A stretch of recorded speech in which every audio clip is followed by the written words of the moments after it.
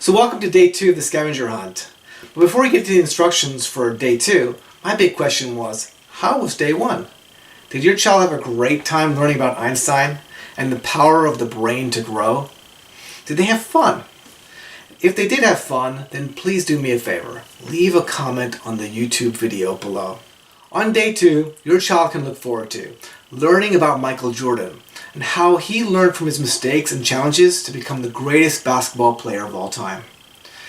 Your child's also going to watch the second video in the Class Dojo series called The Magic of Mistakes, and they're going to have a great time searching for clues. So, it's going to be a fun-filled day. How can you get ready? Well, let's go through the parent instructions. Thanks. Okay, so welcome to day 2. Let's go through the parent instructions. So first of all, let's print out all the documents that we need. So first of all, print out clue number 2. It's the clue with the cute little kind of lion motif, and put that in an envelope. Write clue number 2 on the envelope. Print out task number 2 and put that in an envelope. And in colorful crayons or pencils, write task number 2 on the envelope. Okay, also print out clue number 3A and put that in an envelope. Mark it clue 3A and do the same with clue 3B. Then find Michael Jordan's story. It's 2 pages. Print that out. Hold on to it. And then take story time number 2. Take that sheet, print it out, and put that in an envelope and mark it something to ponder about. Okay, put a little question mark around that too, maybe. All right, let's go to next. So we've done printing, and now it's time to actually hide the clues. So take clue number 2 and that envelope and put that on either the child's bed or on the desk, just like yesterday. Somewhere very visible. When your kid comes home, they're going to immediately find it and open it up. Then take task number 2, the envelope, put that in the toaster. Okay? Hopefully you have a toaster. Take clue number 3A, take that envelope, and you decide. Put that somewhere fun. You decide, okay? Just make sure that you're going to be able to explain it to people, explain it to your kids later on, and you're going to have to come up with some type of hint to your kid as to where it is. And then take clue number 3B, and this clue is very basketball related. And so try to find some place that is related to a basketball hoop. For us, we specifically put it in our kids' basketball hoop. But if you don't have a basketball hoop, then maybe put it where you keep your sports equipments. Find some place basketball related. Okay? Let's keep going. So now let's do a walkthrough of what your child's experience is going to be like. So when your child comes home, tell them to go up to their room and start the scavenger hunt. They'll find the envelope and they'll open up clue number 2.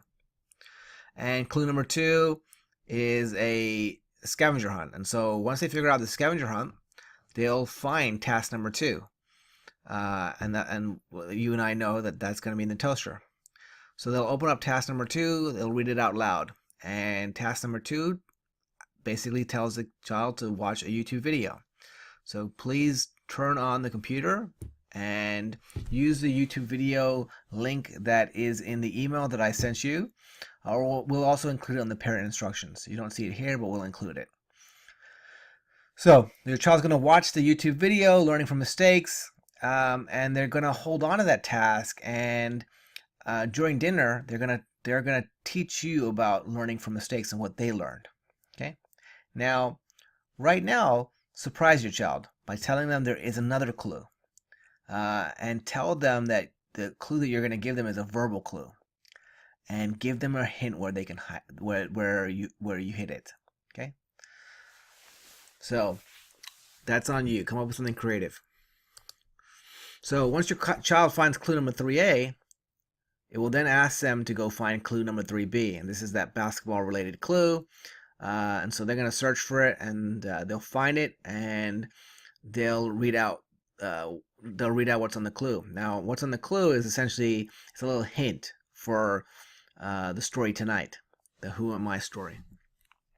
So now you're at dinner and you ask your child to has their day been so far, and tell us about the scavenger hunt.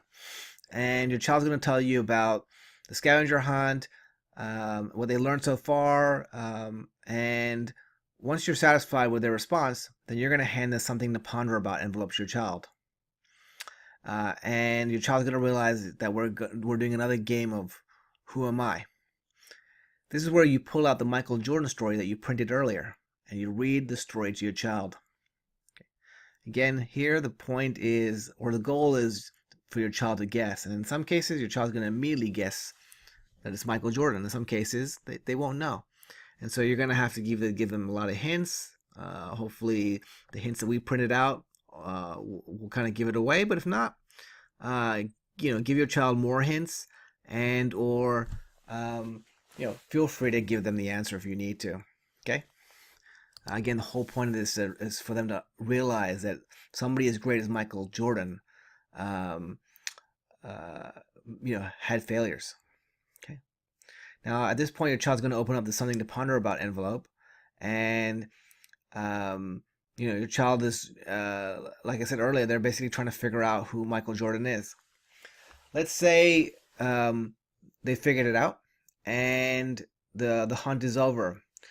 We've also included in the email 2 additional YouTube videos for you to kind of show off Michael Jordan to your child. So a couple of highlight reels, per se, is the way I describe them.